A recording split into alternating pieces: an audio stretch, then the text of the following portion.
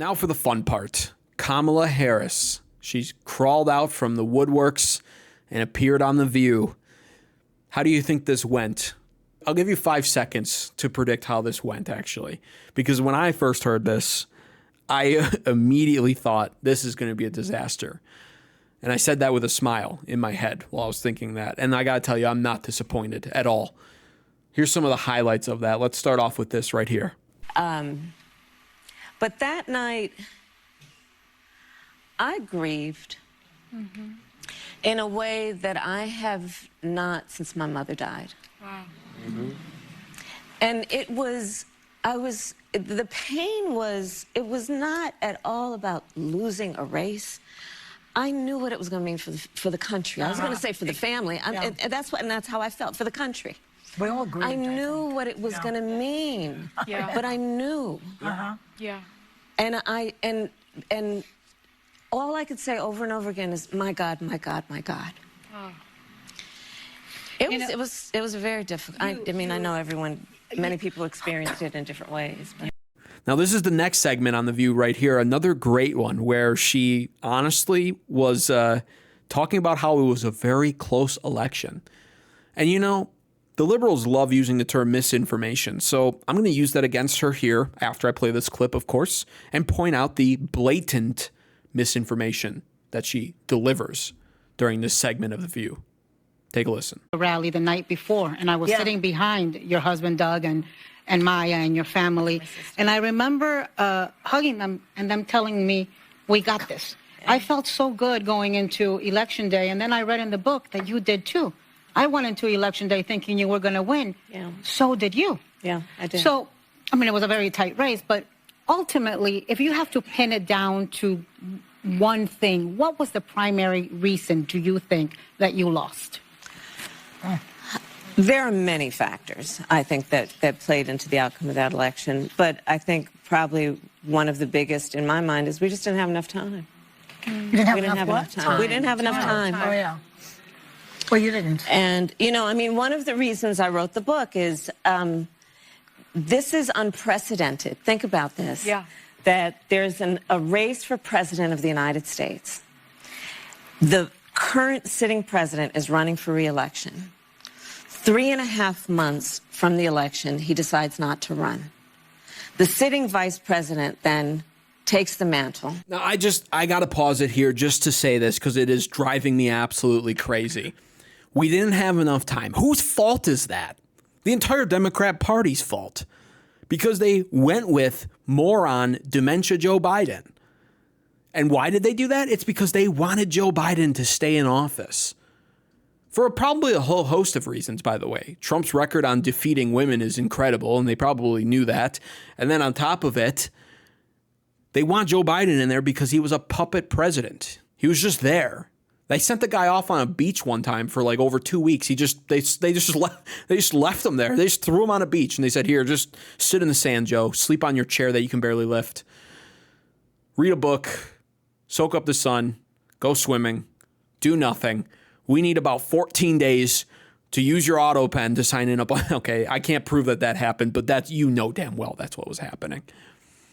That's why they wanted him. They were desperate to keep him in, and they were just praying that he had enough mental cognition to just do enough to beat Trump again.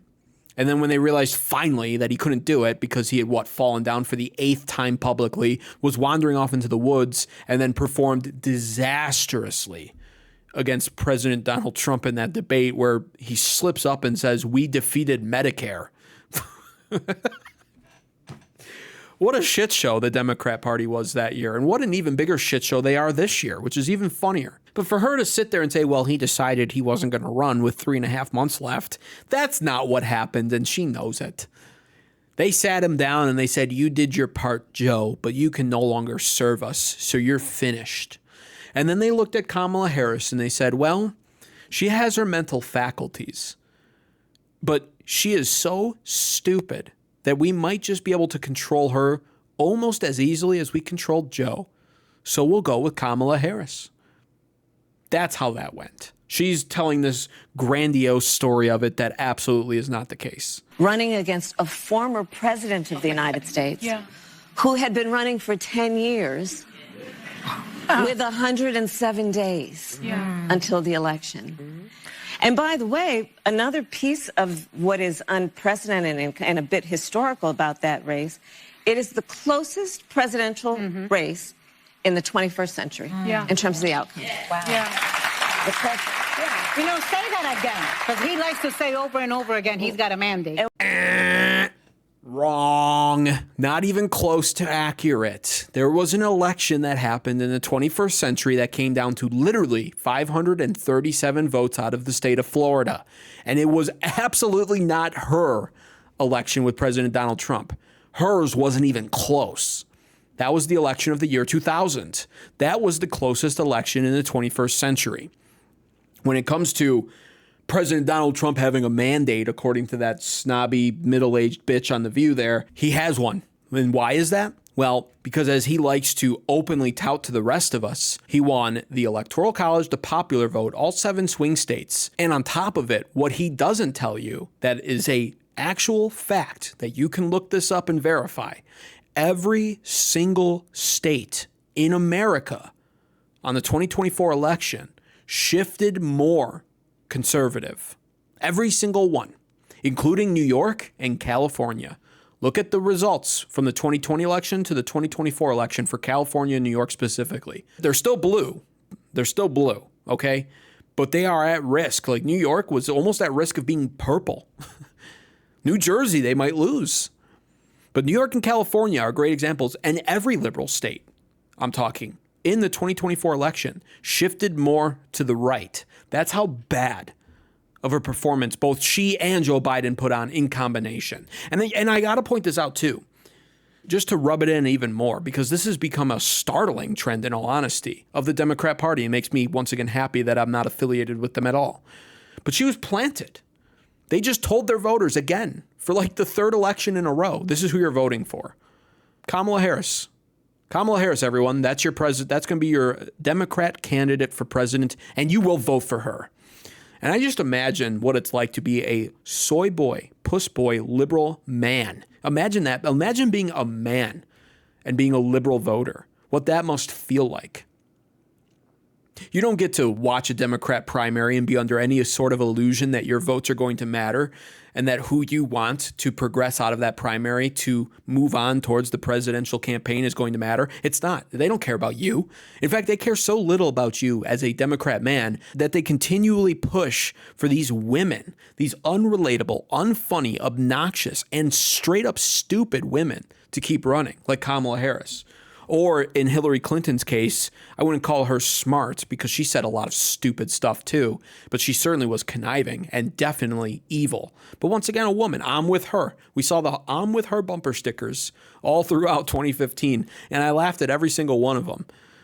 How pathetic to be a Democrat man in 2025 America. And of course, when it comes to Kamala Harris, she just couldn't help herself. So she gave us a little bit of that rambling nonsense, Oprah Winfrey-esque emotional language speaking, feel-good message on The View. That moving forward, we're going to remember that the power ultimately is with the people, and we have to remind folks that they cannot let their light and their spirit be diminished by who happens to be in the Oval Office at this moment. And that's part of what I hope to achieve with the book, is to remind us, people by the tens of thousands, for those of you who were there, came to those events with such enthusiasm and optimism and, dare I say, joy about the possibilities for our country. And that light is inside people. It's there, and it cannot be diminished or extinguished by an election or an individual. And we have to remember that. That light is inside us.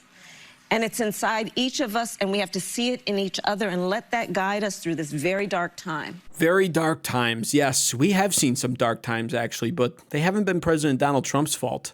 They've actually been liberals' fault. Most recently, again, I'll say it again, the death of Charlie Kirk. That's a dark time.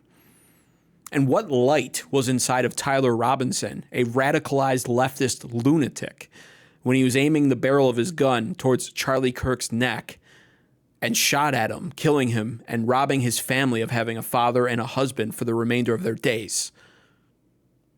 What kind of light exists within these liberal voters who then go on TikTok and Instagram to celebrate the death of Charlie Kirk in numbers that are unfathomable. I'm talking over 100,000 of them that are documented, many more of them that aren't documented, and even more of them that at least had the common sense to not openly speak and talk about their happiness of the circumstance on social media, at least. There's light inside of all of us, according to her? No. Not inside the liberals. There's no light inside of the Liberal Party, only darkness. But let's see how Kamala Harris's popularity is doing, especially after her appearance on The View. I wonder what it's like now. Is she better off now that there's been some distance between the election failure and where President Donald Trump's at? A president, once he gets voted in, typically his approval rating only does dip. So with that, does that mean that Kamala Harris's approval rating and popularity rating is going up and people are, Kamala Harris, maybe we'll vote for her in 2028? Is that the case? Harry Enton from CNN, he addresses that and covers it quite well right here with these results. Talking about here. Well, let's take a look at her net favorable ratings nationwide. Back in October of 2024, she was at -5 points. Not exactly great, but pretty close to the zero mark, right? Pretty close to even. But now, down under she goes. She's at -13 points. That's an 8-point drop. Since the general election among the overall electorate, she is not well liked at this particular point. The American people, they don't want this. They don't want her. And get this, she's 37 points underwater with independents. If you can't win independents, you can't win the election. Well, would you look at that? Is anybody surprised? I'm sure there's people that are surprised by that and don't believe that, but for the rest of us rational, sane ones, nobody's surprised. So I guess in conclusion with this, good luck selling your book, Kamala Harris. She's on this book tour right now. Good luck selling your book. Nobody likes you, okay? Nobody likes you. Nobody wants you to be president. Nobody wants you to be governor of California. Nobody wants you in politics. And nobody's going to read your stupid book, which I'm sure she's desperate to sell since, she managed to bankrupt her own party during her campaign and went, $20 million in debt? Yet she was on the stage telling us she had all of our financial answers. She was going to fix our economy, damn it. 20 million in debt. She needs to sell some books, and the problem is no one's going to buy them. Not a single soul. And if you're somebody who's going to buy them, please dislike this video. Do not subscribe to this channel and never come back. I don't want you here. If anything, send me her book. Sometimes I run out of toilet paper and I could use the pages from it to do what I need to do in the bathroom.